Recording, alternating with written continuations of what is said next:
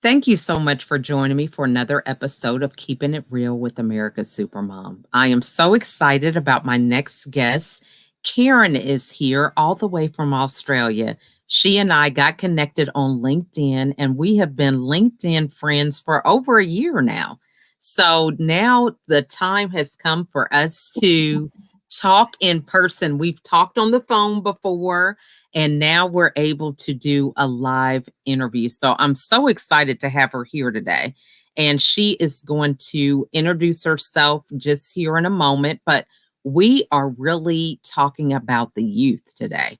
Our topic is stemming around, how we can support them, how we can pour into them as our future, and with such things as mentorship and advocacy and just a number of things. So we'll dive into that shortly. But first, let's give Karen the opportunity to introduce herself. Hi, Lachelle. Thanks so much. It's so nice to finally meet you in person. In fact, to meet you in person felt very natural. I think it's closer to 2 years, actually, that we've been associating. So I know, a fair bit about you, but it's always nice to see person in the flesh. Look, I'm a diverse learning teacher. That's what we call it here. It's actually a special needs teacher. But we call it a diverse learning teacher or coordinator as the role is quite diverse because, in fact, the needs of children aren't just special. They are diverse and complex. And quite a body of my research has been around coping with and delving into the complex needs of children, how teachers work and how teachers can, their attitudes to that, how they feel about working with that kind of in that kind of environment. And a lot of the work that I've done over the years has actually been in supporting parents to understand their children and teachers and being a liaison person between all stakeholders.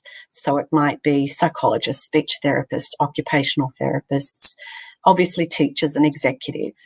And I guess my primary role is to make sure that students, to the best capacity, and there are standards for this in any country, and I belong to quite a few special needs groups that are American as well and worldwide. And we're all at different places in working with children. But I guess if we think about it in terms of diverse needs and the strategies that we can bring to that, really, we're talking about all children because the strategies we use to enhance the children with the most challenging of circumstances, ironically, help the children that have the most capabilities, who, by the way, don't always have their own, often, in fact, have their own challenges. So it's about meeting the child on an individual level. But a child's not an island. They're part of a context. And they belong to a family and a community and a school that's quite specific. Your children's school will be quite different than mine. And my kids went to 2 different schools and I've always worked at a third. And I can tell you the culture at each is unique. So, and it's looking at that and breaking it down and saying, what does your child need to do next? And what can we bring to that? And, of course, as I've said to you, there's a whole social and economic context around that, and that's never been more relevant. So I guess I'm part of that story. And advocacy is a big deal because it's not just about standing up and saying, be inclusive. And that, that word now brings goodness so much to the table, but it's actually about saying, let's make sure that each individual learns how to advocate for themselves, to understand themselves, to know what they need next, and to know what goal that they can have and how they can achieve it. So, that if I break down what I do into the tiniest, it's about looking at an individual child's needs, learning about that child and saying, all right, what can we help this child do next to enhance their capabilities and their personal sense of self and self-awareness. So that's a big spiel. Yeah, but I'm one of many. I'm a whole, there are many, many thousands of teachers out there. I'm not special. It's really there's so many like me out there that Mhm. are on different journeys to Mhm. finding out this. So I just want to champion that and say both Mhm. teachers and parents, they really do a lot, and we need to So support. We need to support them. yes. So true. Yeah. So, Yeah. I guess this is a great topic to discuss. Not only do I have a lot of children, but right now, currently, I have 7 of them that are doing this virtual learning. So, Wow. every day, I feel like a champion when I make it through a day. It's like, woo, I did it through another day, and Yes. look forward to the weekends. But what would you say is something that we really should be mindful of with supporting the children now? Because I Mm. get that, the parents are, trying to navigate with working and their kids being at Mhm. home. And then you have the teachers that are navigating with their kids and then they're teaching, but in some instances, we kind of expect as adults that we can kind of navigate through those things, because Mhm. we just kind of have this perseverance or resilience that, it just has to happen.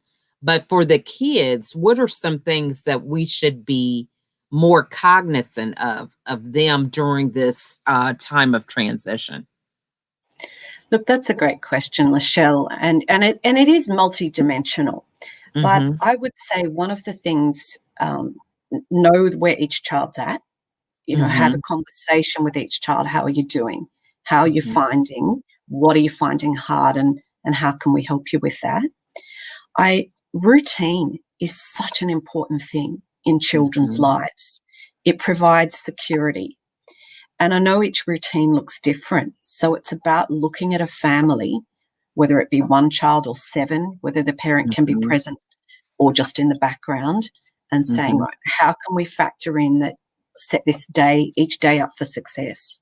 Mm-hmm. And it will mean things like making sure that a breakfast that's relevant for that child has happened, or that if a child is a snacker, make sure that there's room to have a break and have snacks, to set up a space with everything that's needed and not be trying to Mm-hmm. find things ad hoc, to discuss with a whole family who will do what when, Mm-hmm. and to actually, set that up as a routine. Who's going to shower first? Who's going to have breakfast? Who's going to arrange that? And in setting up that routine and actually having a visual schedule for it. And Mm. I used to sort of write up visual schedules for parents, but Mhm. that was very naive, because what works in your house is, of course, going to be completely different from what Mhm. will work in mine. I mean, I have a sister who's is a big family who has one shower. That in Mhm. itself is a major negotiation. And I know that doesn't seem relevant for school, but how you show Mhm. up to learn is Mhm. actually what happens next. Mhm. Really, for you, if you show up feeling like the morning was a disaster and that you didn't know where the next step was coming from, children like to know what's happening next. They Mhm. like to see it out in front of them. I'm going to have eating breaks. I'm going to have opportunities for legal mind breaks. So that's the Mhm. other thing. Technology provides a different kind of drain on the mind. Mm. So Mhm. factoring in legal breaks to pop out and have some fresh air, or a Mhm. snack, or do yoga if that's what you do. It's really very contextual. Mhm. But sitting down as a family, whether it's 2 of you or 15 of you, and saying, okay, how will this day look for all of us? What do you Mhm. need? What do I need? And I guess you can't fix all, so you would prioritize. What do you Mhm. need most? What do you need most today or every day? Mhm. Mhm. And if you're a little on the OCD side, then you need to have a very particular way of doing things. If Mhm. you're not that way, you might have more freedom. If Mhm. your teacher's going to be on at 9 a.m. and expect that homework to be done, who's going to support you to have that happen? I take my Mhm. hat off to you. I don't know how you achieve. I mean, I've spoken to a lot of parents who are just saying, my goodness, I had no Mhm. idea. So Mhm. to do support 7. And I guess the other thing is to understand that technology comes with its own. It's fraught with its own Mhm. Mhm. concerns. Mhm. And, to be about, communication.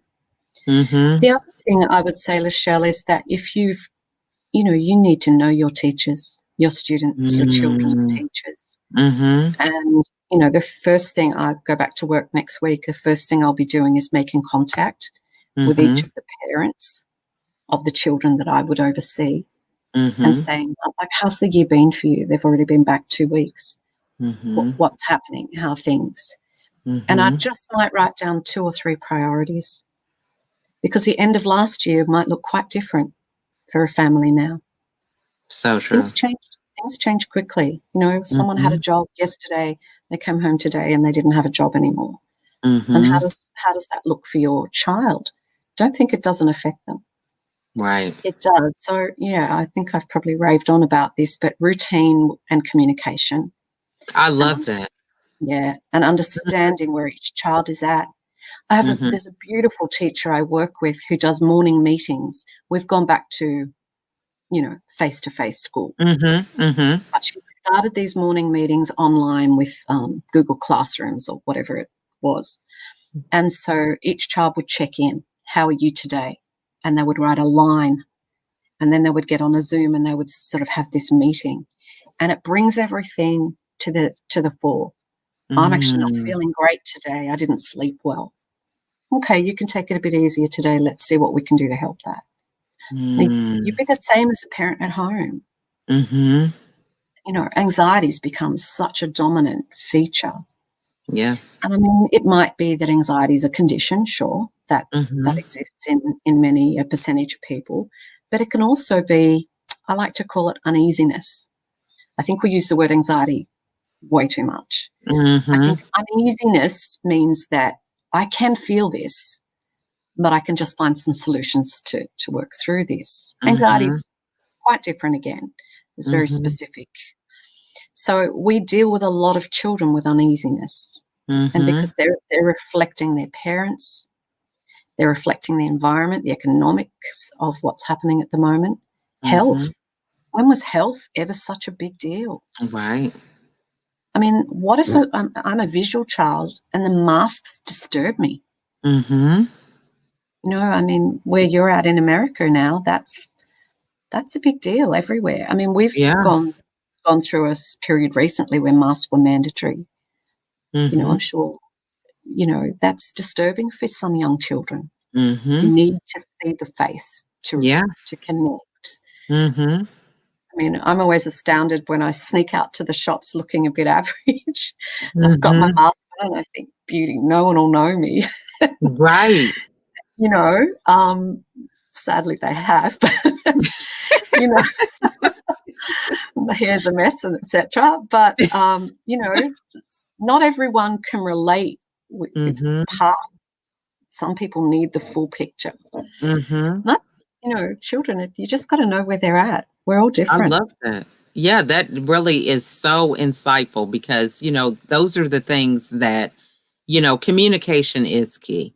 They see things totally different than, our set of eyes. And, when you're older, you have wisdom from so many different perspectives. And Mm. you just kind of overlook that, they may just have things black and white, where it's just two options, whereas you see seven, and you're not even thinking some of the things they're thinking, but their capacity is so much smaller. So I love that you bring that up. And Mm. so, when we're talking about the teachers and, I love the way that you're reaching out to the parents. And what advice would you give someone who is a teacher to Mm. recognize what you can and can't control? Because you get somebody, they don't have a job, or, this person, they have a family member who's sick, or, some Mm. of the different stories that can take place when you do those check-ins with those parents so that they can be from a place of service, but not the anxiety of, all the bad news that could be on the other end of Yeah. the parents are experiencing. Look, that's great. A great question. first and foremost, yes, we need to know about each child. Okay, we need to understand how they're coming through that door. And in particular, it's important that you establish communication with parents really early so they feel secure. And actually say out loud to them, your lives will have ups and downs. I'm happy to hear what they are, and we can talk about how to make your child feel secure and safe and comfortable to learn. Because if we look at, the old Maslow's theory that teachers studied, and we're talking about children feeling safe and secure as the bottom tier. And if they don't have that in order, they will not learn in a capacity that will enhance their outcomes. So if we're talking to parents, we need to give them some assurance that there are some simple things we can do that will make an incredible difference. Checking in with the child in the morning and saying, how do you feel? The child says, I feel uncomfortable. I feel sad. I feel tired.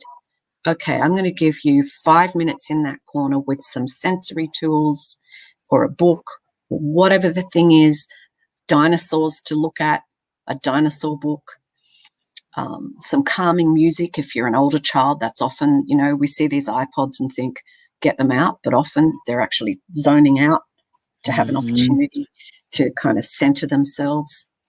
It's finding out what that is and then setting up classroom structures for success. The morning meetings, they might work, and there's quite a lot you can learn. Teaching students how to be reflective first thing in the morning. I feel, but I can. So I feel sad, but I can have a good day if I calm myself and I look at the routine for the day and see what's up there that I'd have to do. And it's setting up each lesson with a structure that the child can own. So, yes, there's a structure for the day and the week and the lesson, and it's a routine. And I know a beautiful kindergarten teacher, and having visual representation up there for how to move through the day. Kids are looking the whole time. Their working memory's quite small. For the most part, not all children. Some have an amazing working memory, but it's developing. It's a developmental thing. And as you say, they see things differently. So giving them successful strategies by saying, this is how the day will look. See, there it is. And ticking that off. And if we do English, we read our book first, then. And that can happen in incremental steps all through the day. Kids love that. Some will walk in and look at the plan for the day and go, oh, great, we've got art at.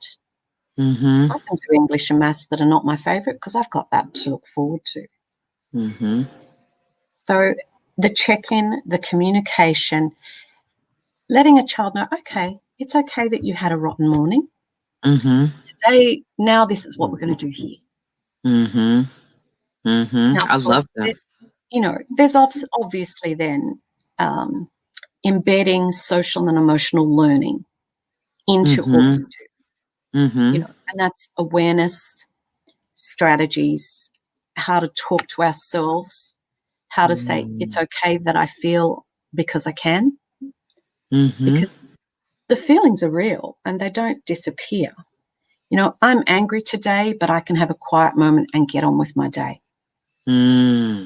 It's that small, but it's hugely impactful on the student. I love that. Yeah. But you can imagine the benefit that has for a whole class and a teacher. And it's the same for the teacher. If I know how my day looks and sounds, even if there's an interruption, it's only part and I can work around that. Even if Betty's having such a bad day that I really need to focus on her, that's okay because everyone else knows what's going on here. I can spend. And I tell teachers it's often a 2-minute rule. We think that when someone's got a specific need that we have to designate every minute with that child. If you set up for success, it might be a walk up to that child and go, how are you going? What can I do for you? That's great. Here's what you need to do next. And if it's a visual schedule that's on the whiteboard, photographing it on an iPad and putting it next to that child and saying you don't have to look up there, it's right near you. So it's bring the learning to them. I love that. A lot of it's really around enhancing development of strategies, personal strategies, learning strategies, and just an understanding that it can be okay. Hi. Hi. That she's been coming in on all my interviews, okay? So What's your name, it's gorgeous? so funny. Her name is Hope. I'm on headset, so she can't hear you. Tell But her. yeah, this is Hope. She says hello. Hi. She's 6. Her birthday's coming up, though. Ah, my daughter's She's going to be 7, February 15th. Oh, my daughter's going to be 25. Mm-hmm. February 11th. Her daughter's birthday is the February 11th, and she's going to be 25. So her birthday's before yours. Her daughter says. So how many days is that? It's a few to go. So listen, we're on her time because mommy's interviewing her. Okay. She'll come up with 1,000 questions. She gets on my Zoom calls and gives people math problems in the chat. So she's saying, what's StreamYard? See, she doesn't know this platform, but it's like Zoom. So, I mean, this is some great nuggets. I hope that everybody is really taking notes. But, I think I would say, what would be your outlook of thinking, long term or maybe in the near short term, for the effects about, the kids just being able to comprehend some of the standards that they are supposed to get at the age that they're in, because I think there's so many life experiences right now with being in a global pandemic and juggling, family change and, maybe they're moving around, with their parents' income or they've lost family members. And, it's like a crash course in everything that, they've never dealt with at one time. So my question is about the standards that we have. What are some things that we might want to think about doing as parents with our children to kind of support them through? I just feel like they may not be able to retain a lot of the information that they normally would be able to retain at whatever academic level they're on. I think that's true. And I guess I go back to, I'm a little uneasy about some of the standards because the expectation is based on an old, the Industrial Revolution model of, learn X, Y, Z by a certain time and then be assessed on it all in the same way. And so, obviously that's something I have concerns about because each child has a different way of being able to express themselves. I remember a little fellow a long time ago, and he had quite a traumatic life, who could not write down anything about the solar system, and it was expected by the end of year 5 to achieve a level C, as in A, B, C, D. You would have to be able to write down X amount of facts about that solar system, be it on a poster or what have you. And he just wasn't up for that. It just wasn't him. So I said, right, let's video you talking about it. And I showed it to his teacher, who said he got a B because we adapted the expectations. So in fact, the standards can still exist as long as we adjust our expectation of how the children can show it. Like, she did not know. He had nothing in his books. She did not know that he had been listening and taken it all in. And his poster was, really not going to give him great marks. His creative capacity was somewhat limited. It might be someone else who can do an incredible design and put all the facts in there. So this is the change that many are looking towards. It's adapting assessments, adjusting assessments, and adjusting delivery. Sure, using great pedagogical practices that we've come with. We don't need to throw things out. There's always this, tendency in education to reinvent the wheel. And in fact, all the time we're borrowing things from past history anyhow. Mhm. So let's acknowledge there's some good there. I mean, I hear people talking about the model of education being a failure. And I Mhm. mean, most of us make it through. That means Mhm. it's not a failure, but it Mhm. doesn't cater correctly for the needs of 20 to, depending on your community, could be a large percentage depending on your community. Mhm. So I guess the standards need to relate to the context. And the Mm. government needs to look at supporting communities. Mhm. Communities are capable of supporting their children, but they Mhm. need guidelines and mentorship and people who are willing to work with it. I I think love it's that. really important. You know, Mhm. if I go to, you know, Ethiopia and sort of look at what education looks like there, you know, Mhm. assuming education is a viable option in some communities, Mhm. and I compare that with where I am, who's failing? I mean, how do we even know what failure looks like? Right. Sure, can they read and write, and are they ready for the workforce in the global context? Maybe not. But we can take that community, ask what they need, and move them forward. Mhm.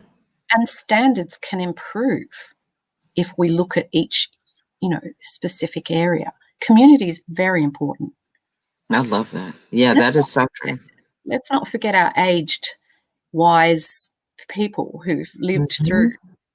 You know, I've sat with fathers who've broken their hearts saying my education was terrible because I Mhm. couldn't sit still and they didn't understand me.